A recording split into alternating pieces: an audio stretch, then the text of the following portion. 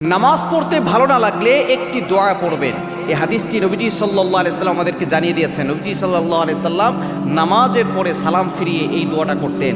নবীজি সাল্লাল্লাহু আলাইহি সাল্লাম সাহাবায়ে কেরামদেরকে শিখিয়ে দিতেন এবং আমরাও যদি এই আমলটা করতে পারি নামাজ পড়তে ভালো লাগবে। এবং অনেকের নামাজে মন বসে না, নামাজে মনোযোগ থাকে না, নামাজ পড়তে দাঁড়ালেই দেখা যাচ্ছে বিভিন্ন চিন্তা তার মাথার ভিতরে চলে আসে, বিভিন্ন চিন্তা নামাজের ভিতরে চলে আসে। ব্যবসায় কি করেছে, মাঠে কি আছে, ঘরের ভিতরে কোনটা কি হারিয়ে গেছে, বিভিন্ন ধরনের টেনশন শয়তান আমাদের ভিতরে নিয়ে আসে।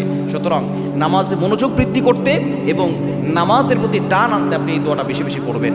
বিশেষ করে অনেকেই নামাজ পড়তে ভিতর থেকে টান আসে, কিন্তু যখন নামাজের সময় হয় তখন দেখা যাচ্ছে শয়তান ধোঁকা দিয়ে আজানের সময় বিভিন্ন কাজ তার সামনে চাপিয়ে দেয় এবং তার অন্তরের ভিতরে এমন কিছু পয়দা করে দেয় তার নামাজ পড়তে ভালো লাগে না। এই জন্য যাদের নামাজে মন বসে না এবং নামাজের ভিতরে অমনোযোগী থাকে তারা এই দোয়াটা পড়বে। দোয়াটি হচ্ছে আল্লাহুম্মা আইন্নি আলা যিকরিকা ওয়া